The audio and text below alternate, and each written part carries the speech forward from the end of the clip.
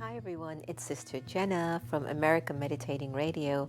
I hope you've been enjoying Wiseish, which you can get live on Twitter, Facebook, or YouTube from 8:30 a.m. to 8:45. But you can also get it on demand 24/7. It's going to be your power boost for the morning. It's your daily dose for the soul. It's just going to encourage you to make the day that much more valuable. So join us. Looking forward to seeing you.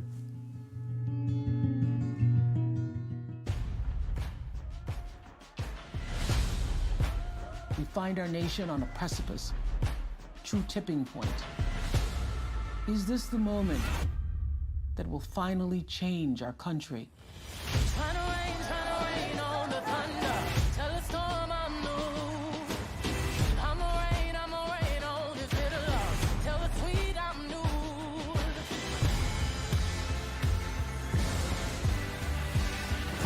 It's not a broken system. It was built to function exactly as it is. We must respond with bold action. This is our country, too. We can build new systems that do what they should. I'm a walk, I'm a march on the regular. We are united. We are standing. Follow away. And we are going to fight this fight. Freedom, I can't move. Freedom, cut me loose. I break chains all by myself. There is something happening across this country. When we work and when we fight and when we march and when we speak up and when we offer solutions, we win. I'ma keep running cause a winner don't quit on them terms. It's always the right time to celebrate women and black women in particular. It is an opportunity to show the nation and the world that we will act. It has been an inspiration. You have the choice, and it is that choice that gives you power. Vote. Vote like your life depends on it, because it does. That is what we need next. Action.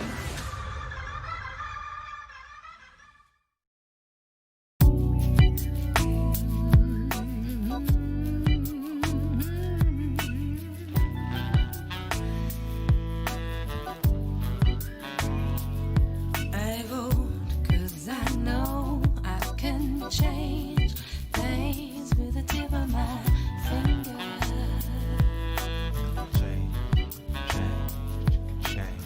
Down in Washington, D.C., I ask, what can my country do for me?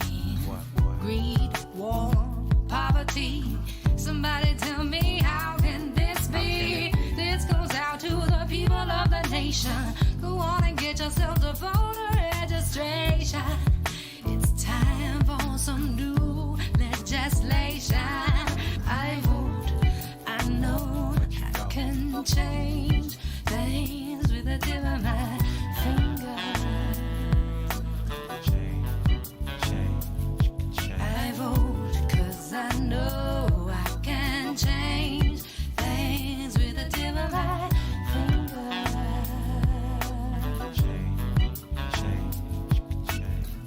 What's the use? Show me some proof. What's the be of me and minds if I get in this booth?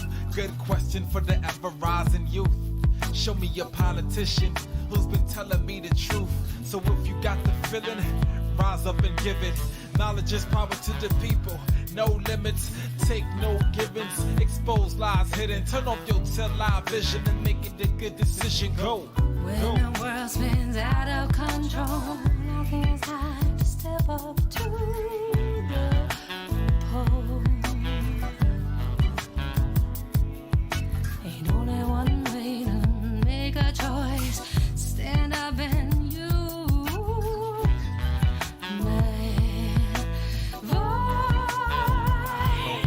gonna call the Congress all the time, telling what's on my mind. In the Senate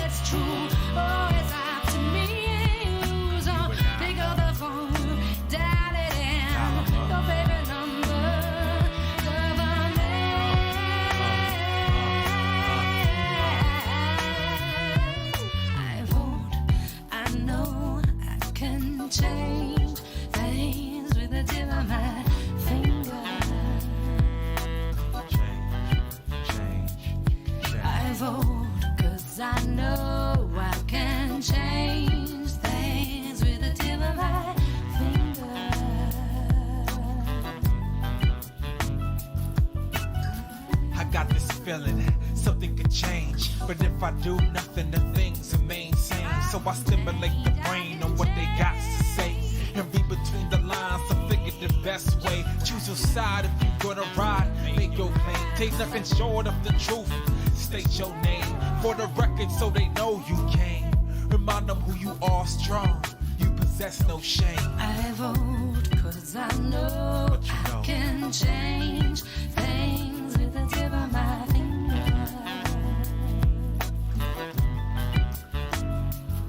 I vote 'cause I know I can change things with the tip of my finger.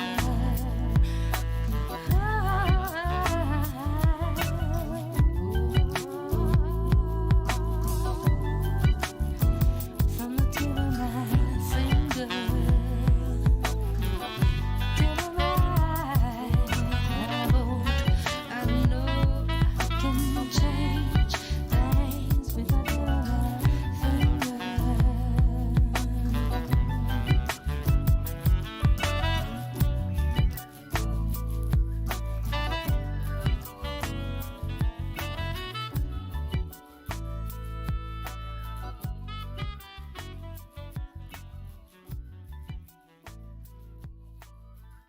I voted.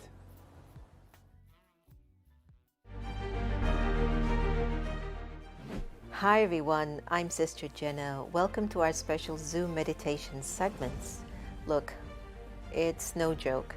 Things are kind of weird. It's just weird.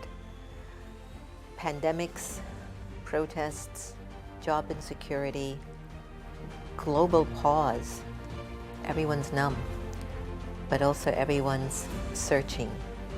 And they might be searching on this little gadget of Zoom in a little box. People from all over the world who don't know each other are coming together in Zoom rooms to figure out who they are, why they're here, and how to meditate.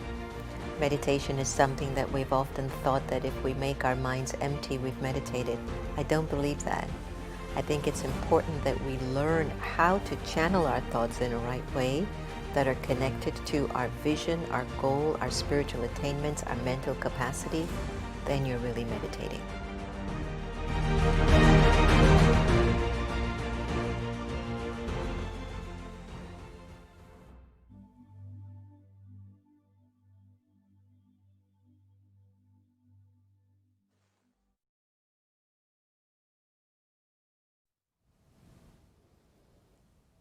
Om Shanti everyone. Good evening and welcome to your spiritual vaccine hour.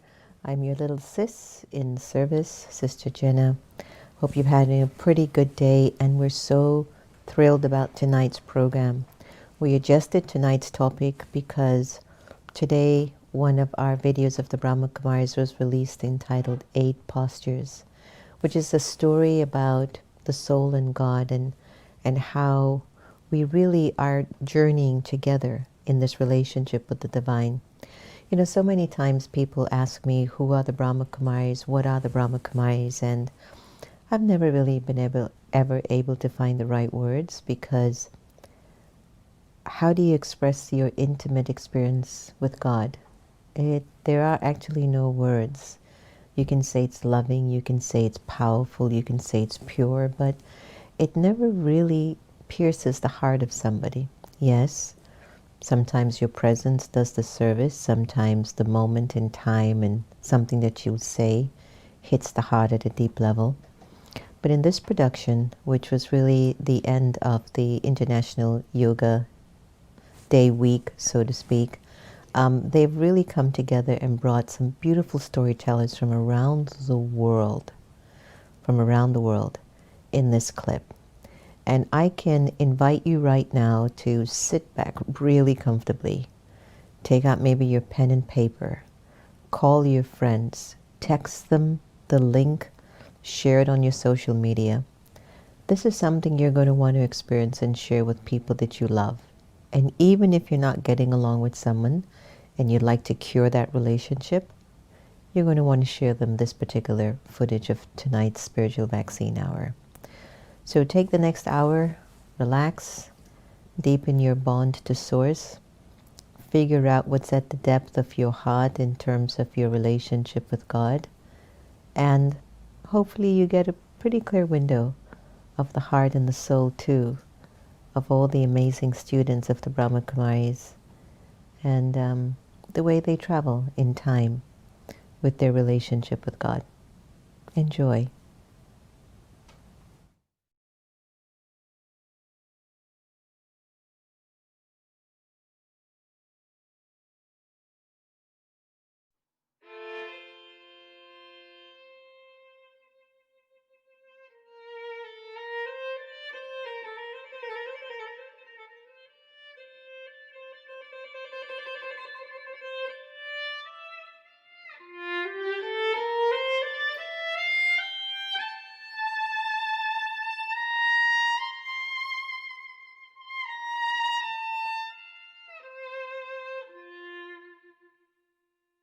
Greetings of peace and greetings of love to everyone.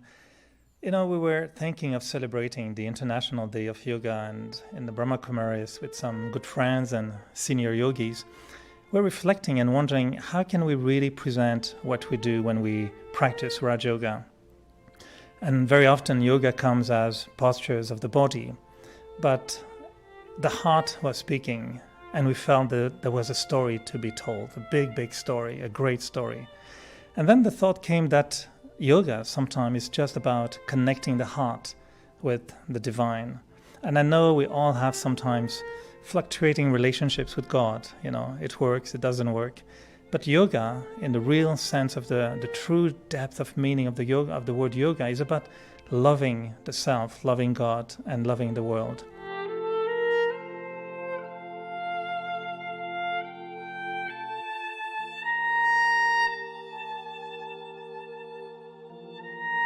So what we wanted to offer you was really a journey, a great journey of experience.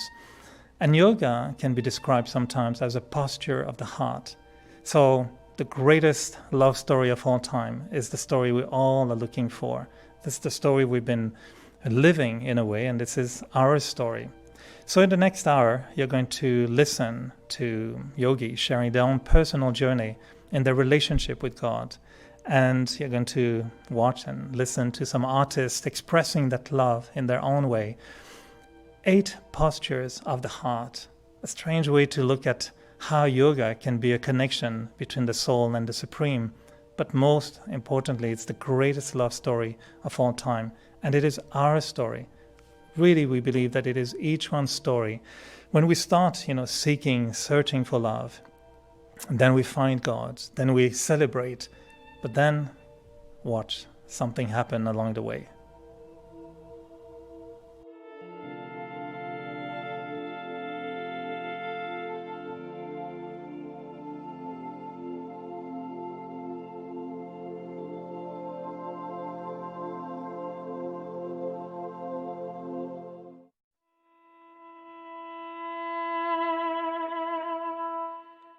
In my experience, life is such an extraordinary journey.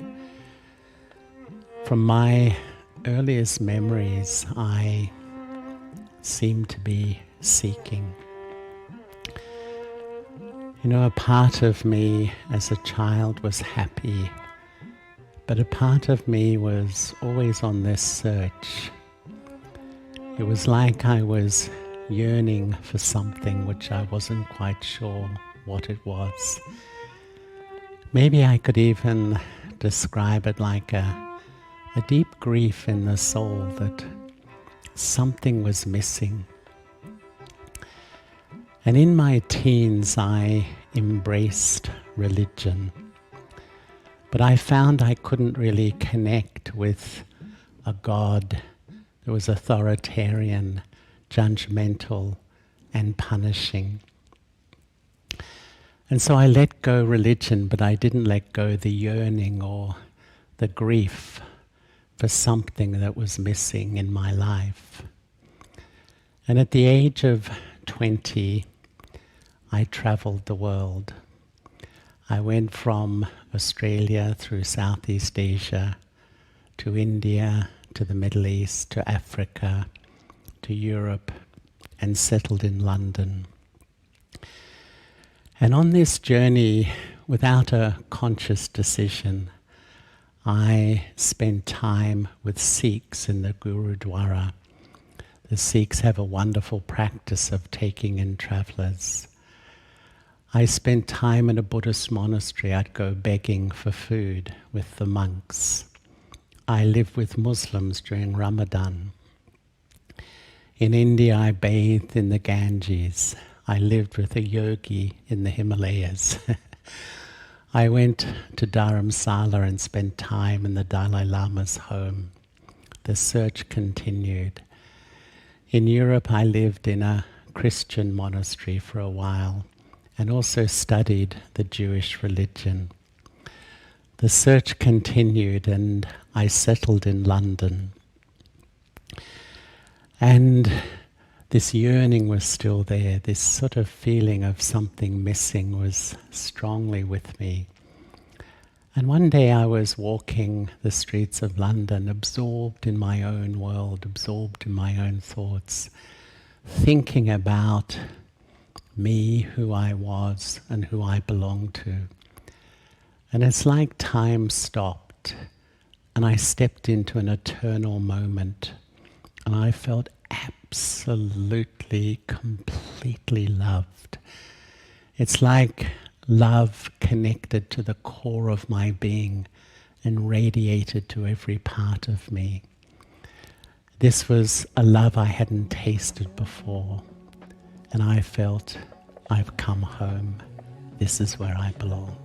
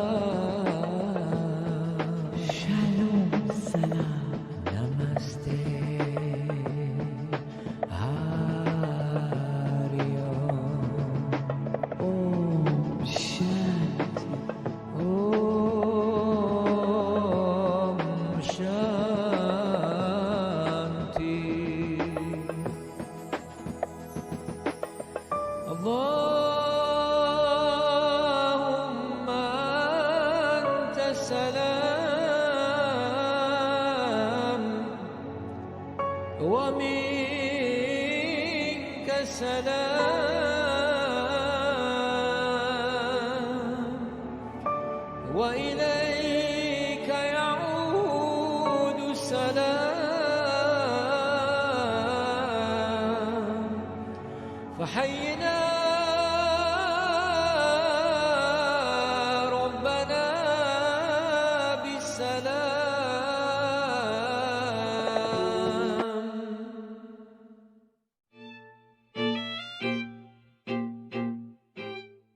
that was the day everything changed.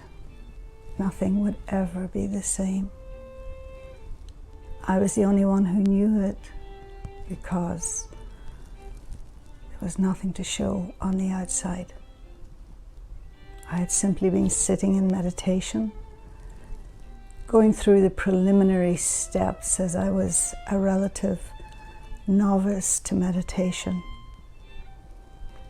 And the thought encouraged, I'm a soul, as distinct from the body. And the aim was to connect with that supreme source of energy. And suddenly, without any lead up, a laser beam of light was touching my forehead. My eyes were open. And this entered my head first, physically, then my mind, my consciousness, my feelings, all of me was absorbed by the power and the beauty and even the love that this energy, which was other than mine, was emanating and communicating with me. And then that same light in the form of almost like wires began shooting out, first from my forehead and then from all parts of me, even while I'm glued to the floor and looking straight ahead. And I knew it was God. God had found a way, finally, to get my attention. His words, his sound didn't do it. But the intensity of the feeling of bliss, joy that's beyond the senses, just overwhelmed me. And I was lost. And in that same instance, I was found.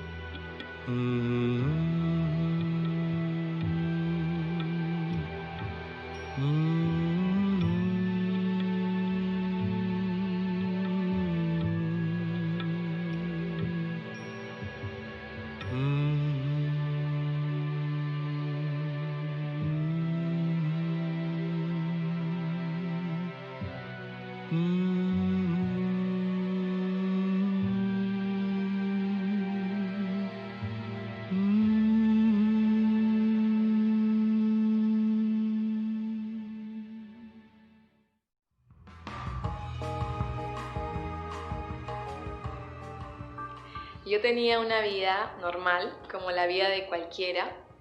De hecho, tenía también a alguien en mi corazón. Y de pronto empecé a meditar. Cuando empecé a meditar, me encontré con un mundo increíble, un mundo nuevo.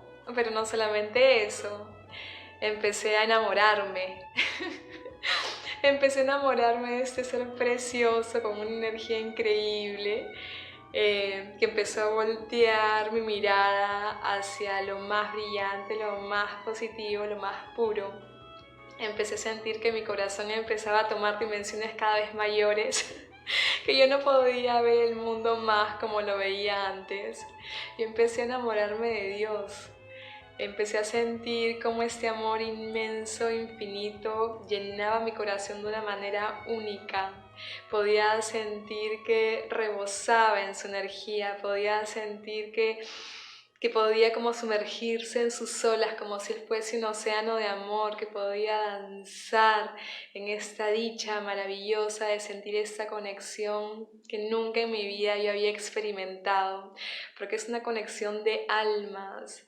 Yo estaba sintiendo que encontré al amor de mi vida, no solamente de una vida, yo siento que encontré al amor de la eternidad.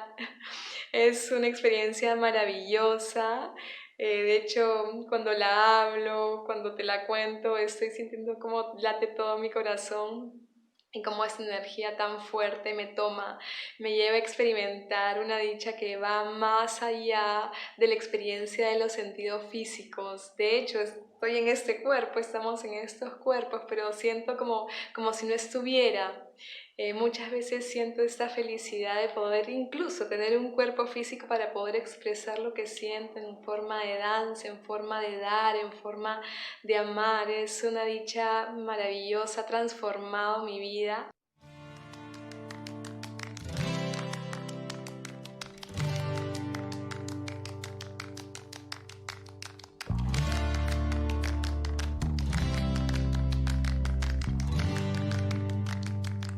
Siento que es un momento único en el que yo estoy pudiendo explorar todo este amor infinito para poder también compartirlo, pero sobre todo mantenerme esta conciencia constantemente limpia, constantemente mirando el mundo desde la mirada de Él, pudiendo sentir que está presente para mí, que es mi compañero, que me hace ver la vida desde un lugar completamente nuevo, desde un lugar completamente creativo, desde un lugar puramente silencioso también, desde un lugar lleno de amor.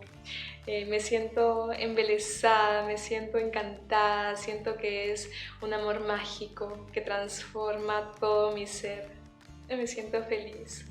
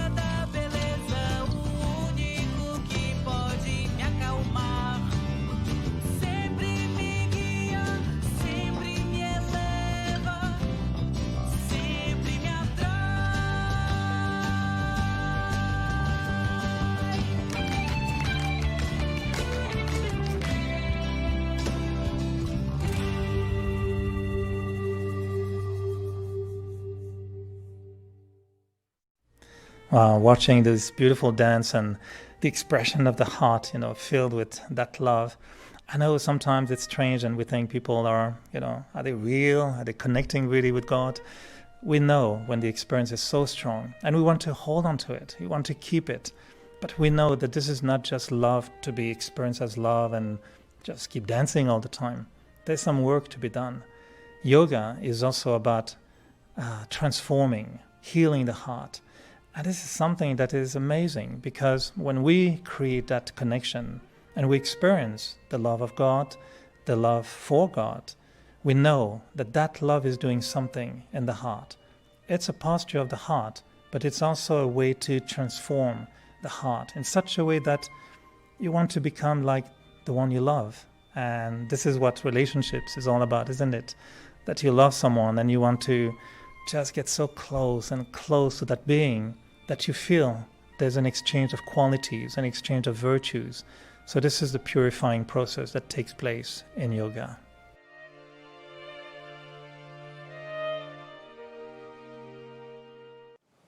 On the path of meditation, having started, it was a very beautiful journey. It was the experience of new revelations every single day. As I studied the teachings, I was gaining new insights. As I meditated, I was having new experiences.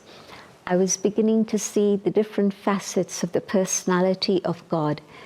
The aspect of love, the aspect of truth, the aspect of joy, different experiences. And so meditation was never dull. It wasn't a task. It was a joy. It was the experience of moving forward in an adventure and knowing that every single day was going to bring something new, something different. And of course, I had the companionship of Daddy Janki. And that was very, very beautiful because she was explaining in depth different things that I had only understood superficially or I hadn't understood at all. And so that made a huge difference. But also I was seeing transformation happen within my own personality and character.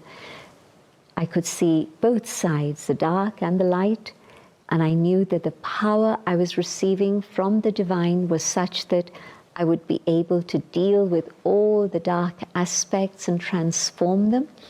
And I also knew that the aspects of goodness that were there latent within the soul, but I hadn't actually experienced them or connected with them in such a powerful way, I was able to start connecting with them.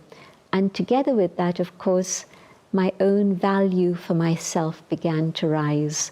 I was experiencing this process of purification and movement forward every single day. But also, I could now see the connection between inner change and the transformation of the world. And I understood that as I removed my own inner negativity, everyone around me would be impacted by this, and those vibrations were changing the quality of interaction and relationships. And I could see that, yes, together we were able to move forward and create a better world for everyone. A world filled with God's love and truth and joy and beauty. A world of justice and harmony.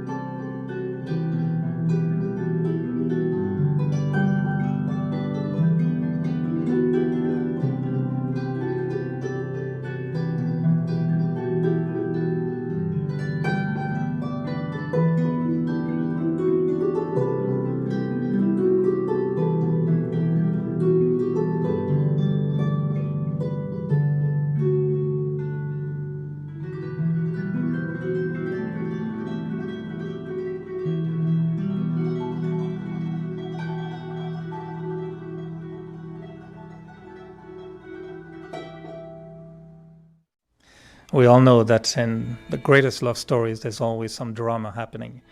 Now, what about our relationship with God? Do we have also drama going on?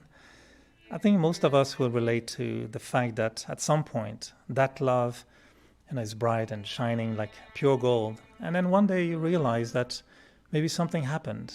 And we call it sometimes the posture of drifting. When the yoga is not working the way you expect it to be working. And then questions arise. We wonder. We have doubts. So it's natural to sometimes get away. But most of the time it's just to come back even stronger after in the relationship.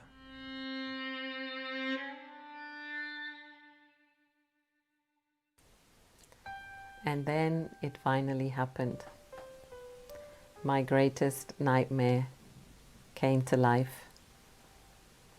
That early rush of that pure, magnetic, powerful, beautiful love of God came to an end. It started to fade away, and I started to question God's love. Was God's love really like all human love, that inevitably one day it would run out? I started to feel rejected, abandoned, and alone. I started to question myself, and I started to question God. Did I attract all this? Was I the one distancing myself from God? Is it me? Is it him? Does God not love me anymore? Does God not want me by his side? Was I not good enough? Was I ever not good enough? All these thoughts started to capture my mind, and doubts and fears begin to fill my mind. And then suddenly, I find myself attracted back to the material and mundane world. That world that is full of quick fixes, false attractions, easy glory. I could feel that I was losing that connection. The connection with God was becoming weaker and weaker. It was becoming fleeting now. The connection that I felt before, that was immediate, that was straight, that was simple, that was clear, that was powerful, that was exhilarating, was not there anymore. And now it felt like I had to labor to connect. It was like an uphill struggle. It was like going to fetch water at the well, but only being able to draw a few drops. And I was getting tired. The soul was getting tired. But what could the soul do? And yet somewhere deep inside, I knew that God would not let go of me. I just knew it. I could feel it in my gut. I needed him just as much as he needed me. He was my guiding light in the darkness. He was that support when I needed him most.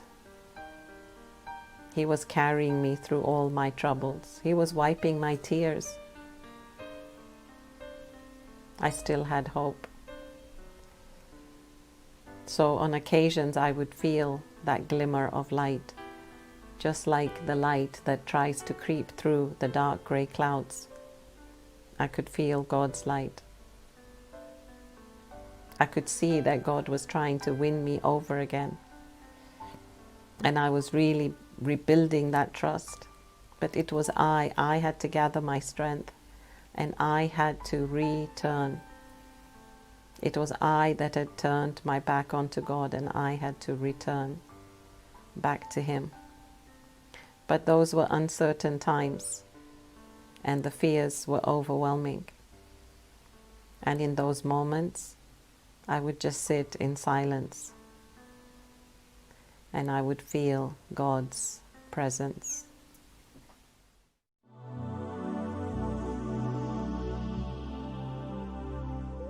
Hello, greetings from Nairobi, Kenya. My name is Kieran Brady, and I'm a practicing architect. But I'd like to tell you a little story about returning to God's love. This is a little section of my whole journey, and after initially making contact and being filled with a connection and love with God, I decided to try an experiment and see if I could replicate that love outside in the world. And so I did. For 2 years, I tried several ventures. I created many relationships, but all of them left me slightly disappointed, left me even hurt sometimes. And I came to the realization that this point in time in the world, unfortunately, is determined and driven by the power of fear, by the power of negativity. As all of this was happening, in the back of my mind, I always felt the gentle pull of God's love, and the memory was always there, but I was determined that I could do it myself. But by the end, I was left drained, exhausted, and actually hurt. And I couldn't help it. I had to return. I had to return to the source.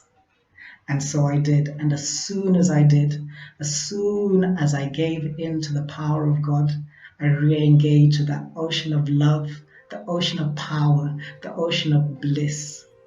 And I realized again that the only true relationship that I can have that is unconditional in love, in peace, in support, in wisdom and power is with God. And this is where I belong, with God.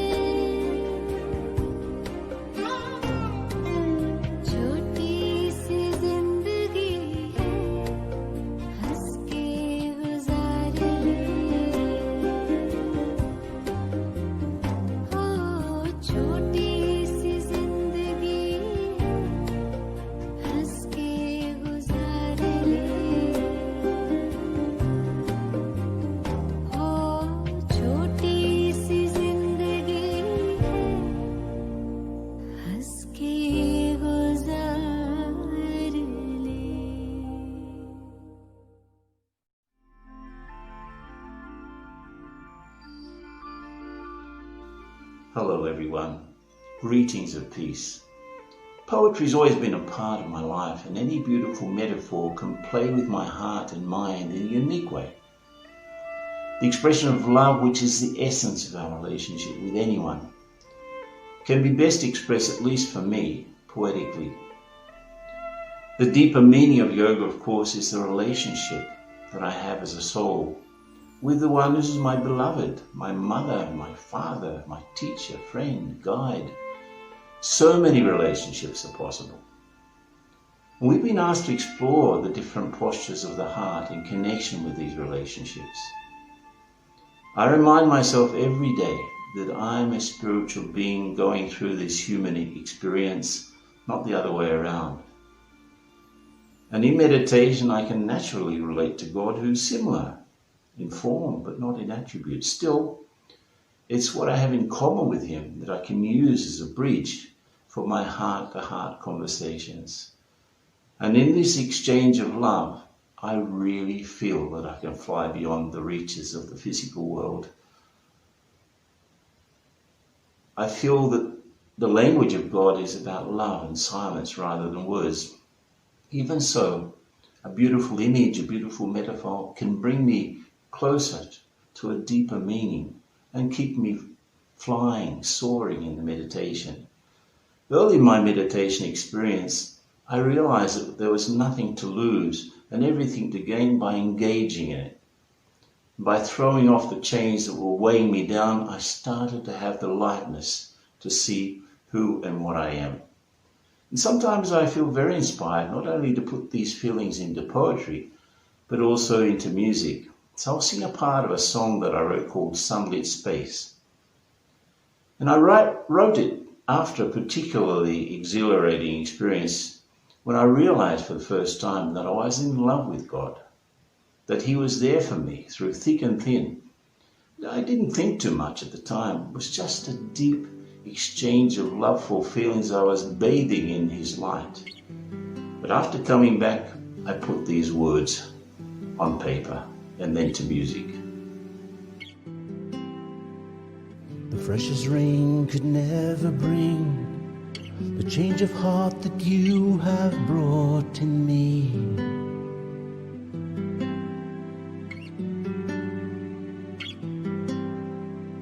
The sweetest song could never say the words of love I want to say to you.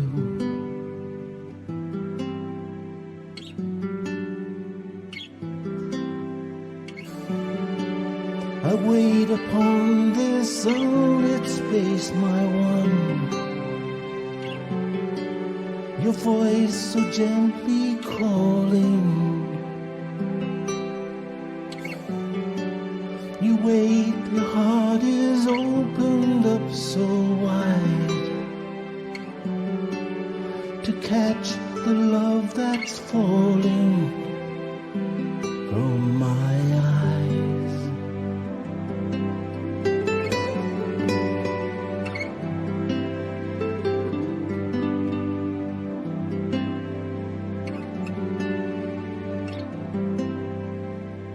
The sea could never fill the empty parts that you have filled in me.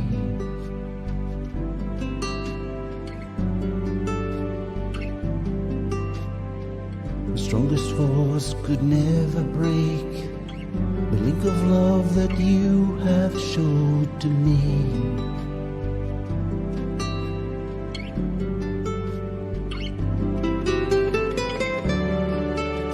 I wait upon this windswept place, my one.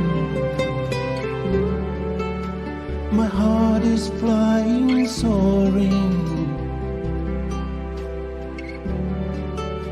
You wait upon your golden throne of light. Your voice so gently calling me to your land.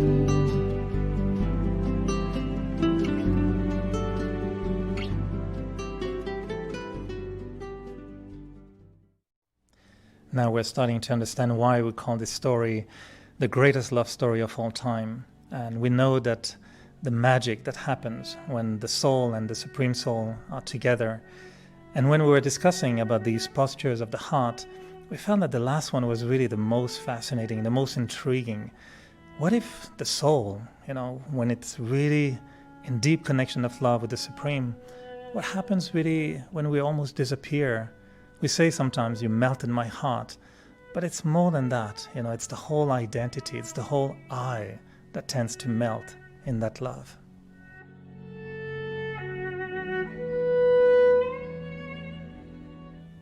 Of all the things I treasure in my life, I think the thing I love most is to meet my lover, the lover of the soul,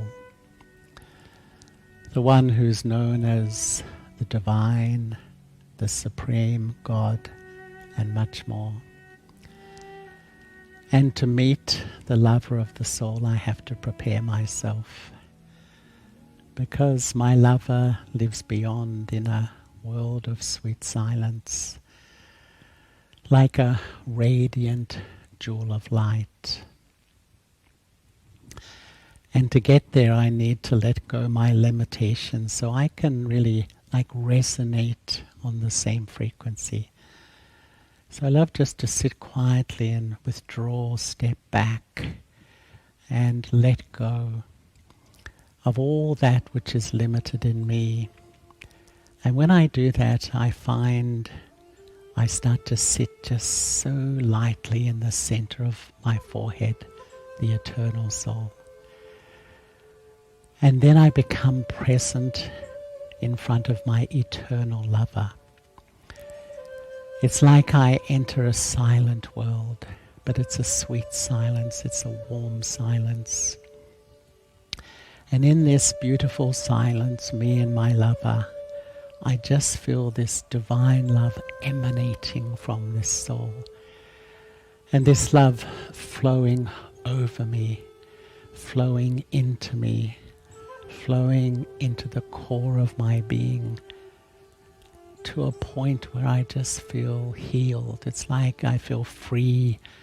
I feel absolutely liberated from something old. It's just like such a sense of closeness and belonging.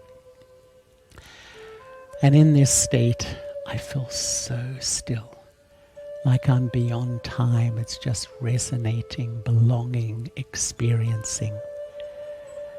The quality of this love, I feel you can't find anywhere else. The purity of this divine love can only be experienced from God. It's like I disappear into the love of one.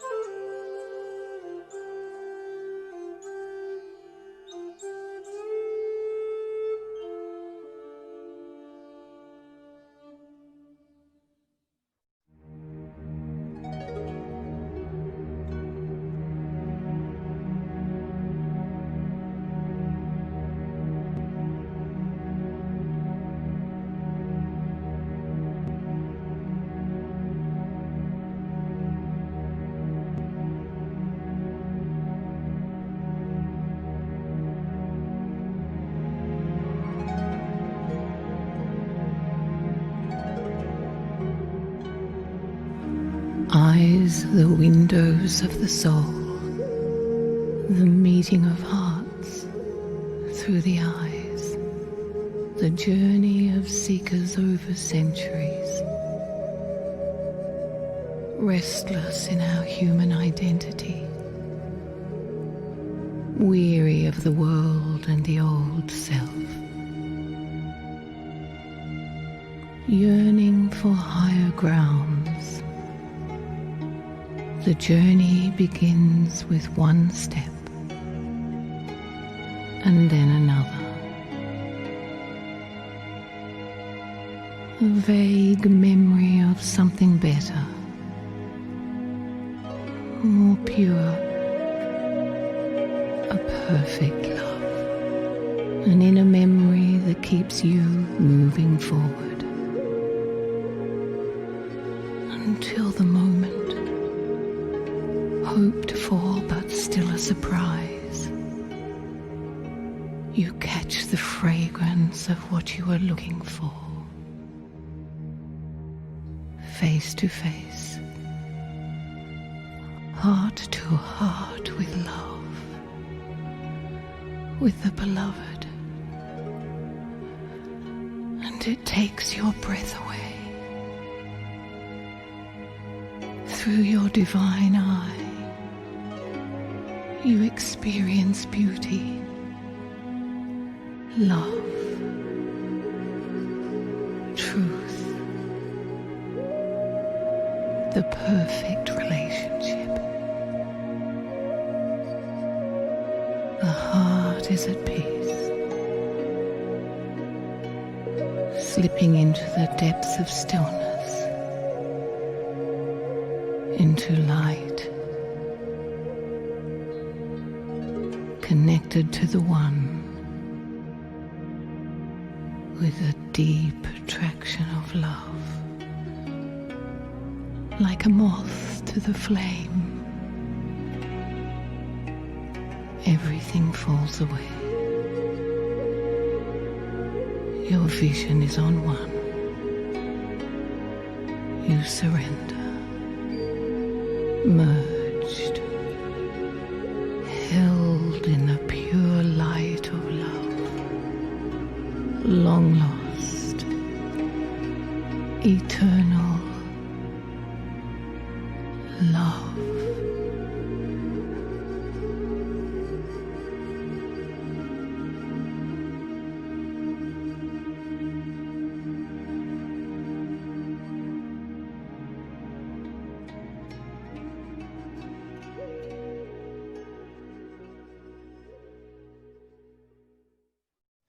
Wow, there's so much beauty in those eyes. And, no wonder when we know that the eyes are the window to the soul, if we fill the soul with that divine love, well, no wonder why there's so much light coming out of the eyes.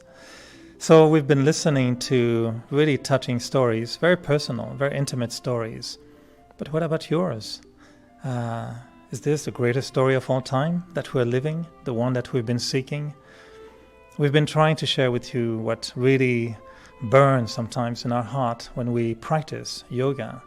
And yoga is not just a posture, really. It's also something that we live on a daily basis, every day, in our relationships, in the way we think, in the way we connect to the world. So our wish for you is that those stories become a great inspiration so that you keep writing your own story, because these stories of love, they never end.